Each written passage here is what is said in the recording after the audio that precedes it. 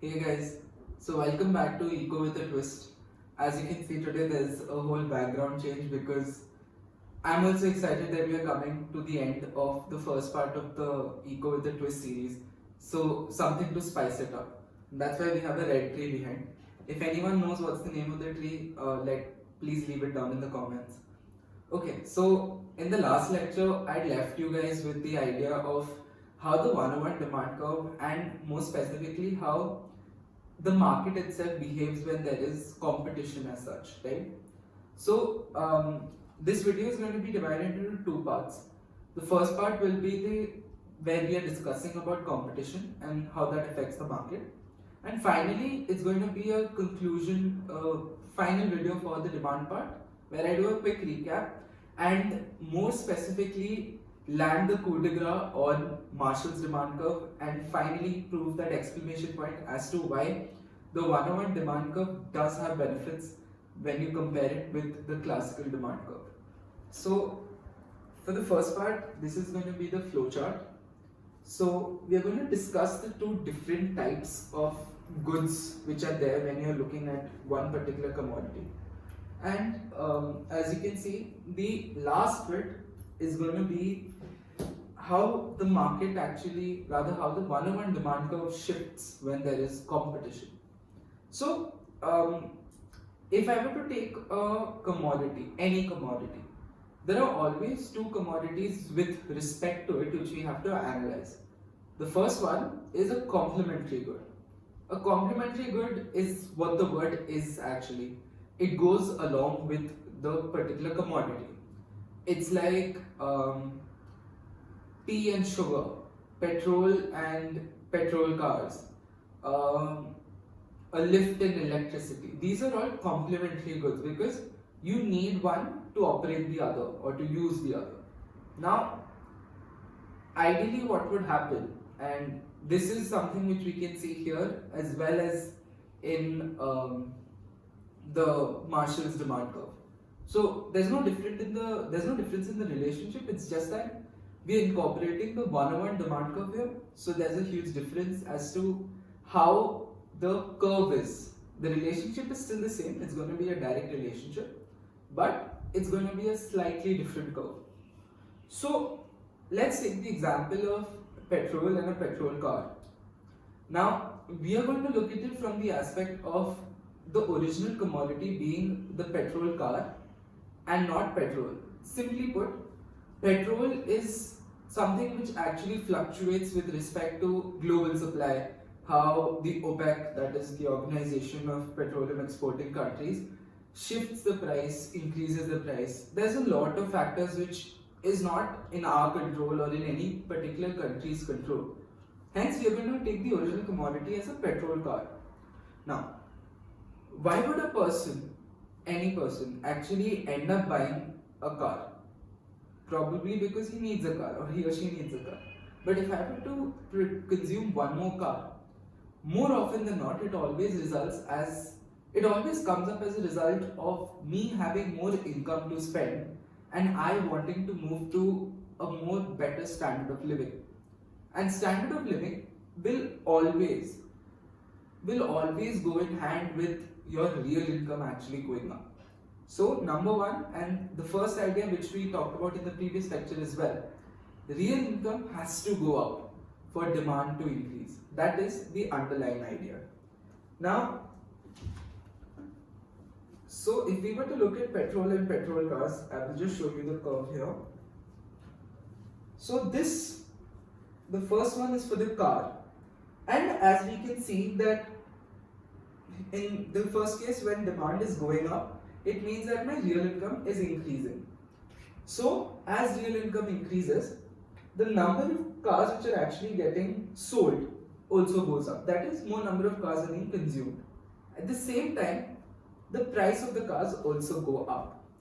Why is that so? It's simply because there'll be some sort of scarcity in the market, or like the producer also wants to get more profit per unit because it's a profitable unit, right? Profitable product. So that's the number one reason as to why the price is going up when the demand is increasing. Now, if suddenly there is a huge surge in the number of petrol cars in the market per se, one thing which is for sure going to happen is the price of petrol will also go up. Now, I mentioned in the start, petrol price often fluctuates with how the OPEC behaves, but primarily speaking, if India is demanding more petrol from OPEC, naturally OPEC is going to charge a higher price, right? So that's what we see here. Yeah. So here, if we notice, as the price of petrol, rather as the demand for petrol has gone up here due to increased demand in the car, the price of petrol also goes up. And that's what I meant. It is a direct relationship because as demand goes up, price is also increasing. It's just that Marshall's curve would have had it as like a downward sloping curve. The 1 demand curve is an upward sloping curve, right? So in a nutshell, that's how complementary goods behave. But more importantly is a supplementary good. Now, a supplementary good is a supplement, right? So, what does that mean? It would mean that if I am consuming Coke and Pepsi, excuse me. So, I'm looking at the soft drink, the carbonated soft drinks, or whatever we call it. We're going to look at that particular sector.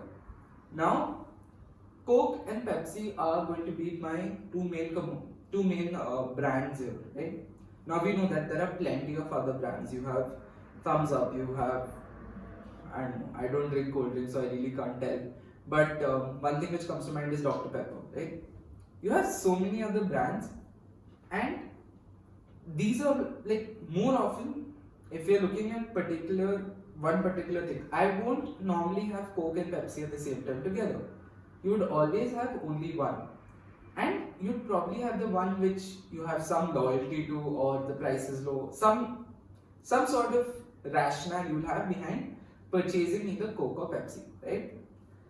The thing is, since you have to only consume one of them, the market also takes a hit, and this is going to be a very funny like sort of flowchart which we'll show, and the final idea which we are going to talk about at the end of this whole series, at the end of this particular part, is going to be that necessity goods are driven and are created due to competition.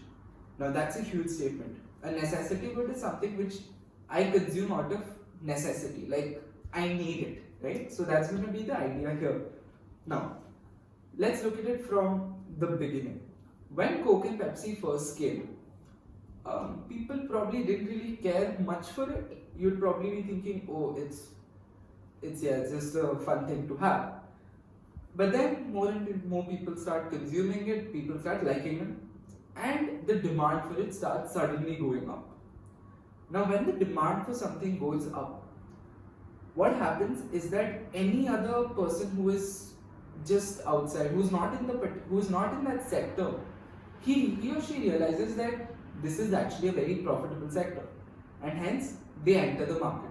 They enter that particular sector, and that's why we have so many other competitors for any commodity. Colgate is the biggest brand in toothpaste, right? But there are right now Pepsodent, Sensodyne, Dabur, plenty of other competitors which it has, and they've all come up as a result of the first person, the first mover. That's going to be a keyword here. The first mover is the person who enters that particular sector first, right? So when we're looking at let's see, the aviation industry, that's an example which I brought out in the last particular. So when I'm looking at how much a particular airplane costs rather, the first mover you'd normally think is Boeing, right? And if you're looking at commercial aviation, Boeing is probably the first company. And there were multiple other players which came. There's Airbus, there's McDonnell Douglas, a lot of other players. But finally today, the two biggest players are Boeing and Airbus, right? And that's really crazy. Like at one point of time, flying was a luxury. No one really wanted to fly. Now flying has become a necessity. If I want to travel to some place, at least for middle class income groups and above, flying is the only way to go about it. So competition created necessity. But let's look at the flowchart here. So just before we go into the board, two key terms here which we would like to focus on. Number one, the first mover advantage. So that means the person who enters the particular market first, so for instance Boeing, he has an advantage. What is the advantage? He is going to be the first person to understand, okay, I've got so much of profits, but what is the market expecting? And hence they make a change.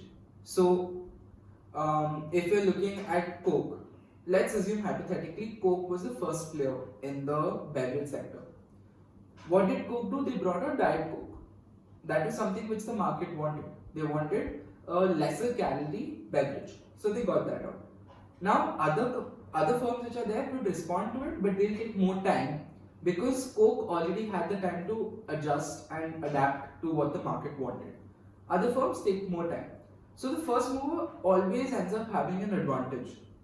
And the second term which I want you to remember is a deep-pocketed firm. Classic example in India, Reliance Jio. They were a new player in the telecom industry. I mean, no one even heard of them before 2015, 2016. Suddenly they come in and they're the top of the town. They have, if I'm not wrong, the largest market share in our country in the telecom industry. So now let's go back to the flowchart. I'm going to keep it up here. Right.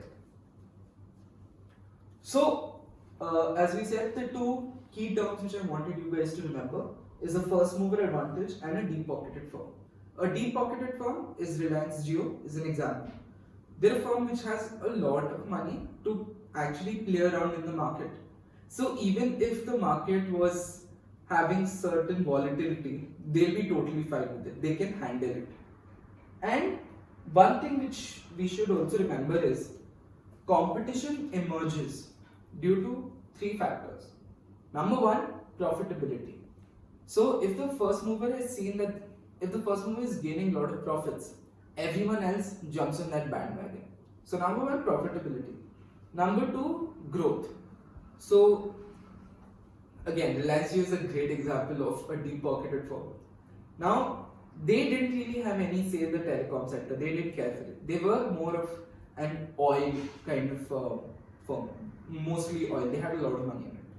They saw that telecom sector is growing. They entered it because they wanted to increase their presence in the overall market.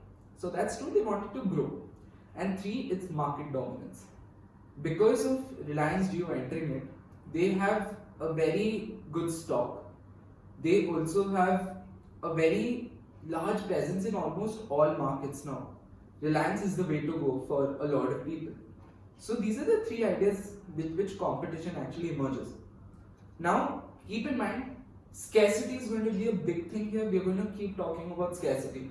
Economics is based on scarcity and we have lost sight of it. So this series in its entirety will keep revolving around that basic idea. So there are three segments here and then we will also plot it on the graph. So the first mover enters the industry. He realizes that people like it, keeps it at a reasonable price. So what he or she is trying to do is increase the amount of people who are actually consuming it. So he or she is increasing the market share.